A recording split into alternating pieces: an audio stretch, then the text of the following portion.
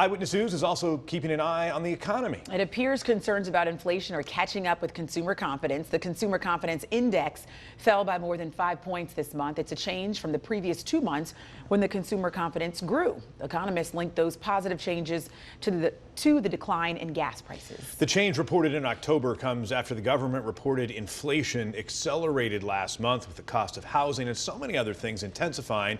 It is a struggle that's pushed many families to rely heavily on credit cards right now to get by. Dewan Hogard is joining us live now with more. And Dewan, you talked to a financial expert about this. What advice can you share with us tonight? Well, Lauren and Steve, first off, I'll let you know that we often talk about credit cards and the rising debt that Americans continue to carry on them. But as we head into Thanksgiving, the holiday shopping season, many consumers are concerned about how their finances will shape up when it's all said and done. As Americans face historic inflation rates and prices on everyday items like groceries and gas continue to increase, more and more people are turning to their credit cards for purchases. I try not to do that. I do use a BJ's credit card only because you get money off on the gas. So overall, that's actually a good savings. My advice is if you're going to get a credit card, try to make sure you pay it off in 30 days. Consumers like Karen and Clark are finding creative ways to avoid paying too much and in many cases limit the amount of credit card debt they carry.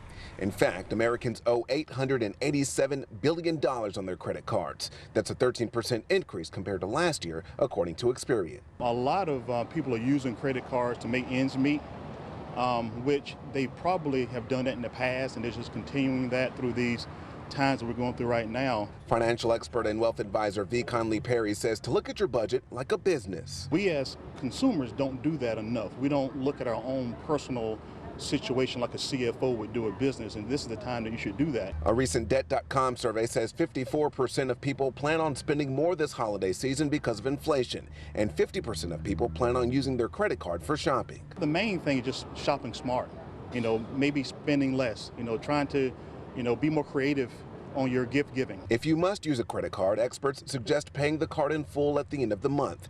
Take the debt avalanche or debt snowball strategy, or call your credit card company for a lower interest rate. We just went through a situation where we tried to get our interest deducted and all. So Did that work? Somewhat. Yeah, it did.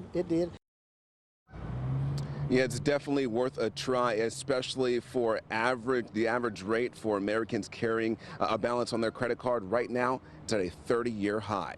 We're live in Raleigh tonight. Dewan Hogard, ABC 11 Eyewitness News.